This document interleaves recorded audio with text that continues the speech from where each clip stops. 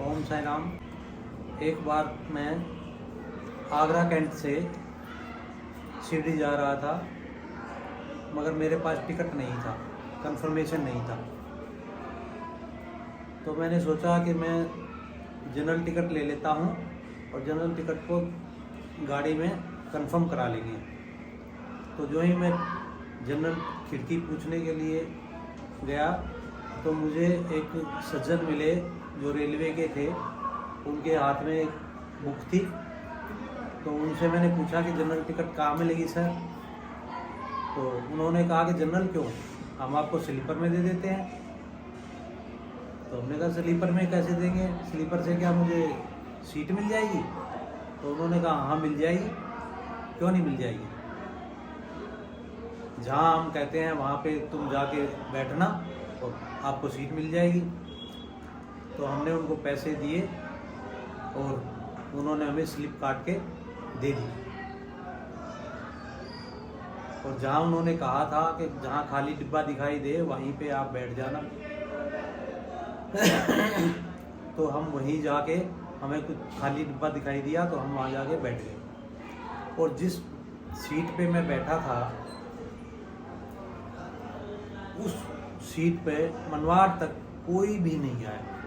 पूरी रात गुजर गई और बाद में मुझे पता चला कि ये गाड़ी तो जो कोपरगांव भी जाएगी, मगर मेरा टिकट जो था वो मनवाड़ तक का था। तो मैंने जो रेलवे के टीटी ट्रेन में घूम रहे थे उनसे जो है कहा कि भाई मेरा जो टिकट जो है वो मनमाड़ तक का है, इसको कृपा करके आप जो है कोपरगांव का कर दीजिए और जो पैसे चाहिए वो मैं दे देता हूँ। तो उन्होंने कहा नहीं, हम इस टिकट पे तो एक पैसा भी नहीं ले सकते, आप चाहे कोपरगांव जाओ चाहे मनमाड़ जाओ, आप कहीं भी उतरो, आप उतर सकते हैं, इसमें कोई दिक्कत वाली बात नहीं है। इस तरीके से मैं शिरडी पहुंच गया और वापस आते टाइम भी मेरा जो टिकट था वो कंफर्म नहीं था, वेटिंग लिस्ट का था। तो मैंने सोचा कि मैं ट्रेन में आके और करवा लूँगा, मगर जब मैंने कंफर्म किया तो टीटी ने बोला कि गाड़ी फुल पैक है और आपको जो है हम कोई सीट नहीं दे सकते, जहाँ भी हो आप बैठ के और जो है चले जाइए। तो मैं एक सीट पे जाके बैठ गया जहाँ पे एक आदमी लेटा हुआ था। तो उसने मुझसे पूछा कि आप कहाँ जाओगे? तो मैंने कहा मैं दिल्ली जाऊँगा।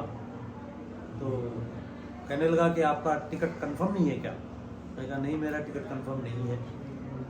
तो उसने कहा कि ये बहुत दिक्कत हो जाएगी, पूरी रात का सफ़र है, तो आप कैसे करोगे? मैंने कहा भी जैसे तैसे करेंगे, आपके पास बैठ के चले जाएंगे। तो उसने कहा कि नहीं, थोड़ी देर सोच के उसने कहा कि नहीं, आप ऐसा करो, आप जो ना यहाँ पे आप मेरी सीट पे आप लेट जाना। तो हमने कहा फिर आप क्या करोगे? तो उसने कहा कि मैं नीचे लेट जाऊँगा।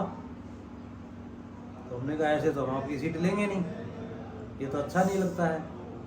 तो बीच वाली सीट खाली थी, शाम का समय था। तो उसने कहा कि चलो मैं ऊपर लेट जाता हूँ और आप मेरी सीट पे लेट जाओ। तो जो ही मैं उसकी सीट पे लेटा, खाना वाना खाया, तो मुझे नींद आ गई।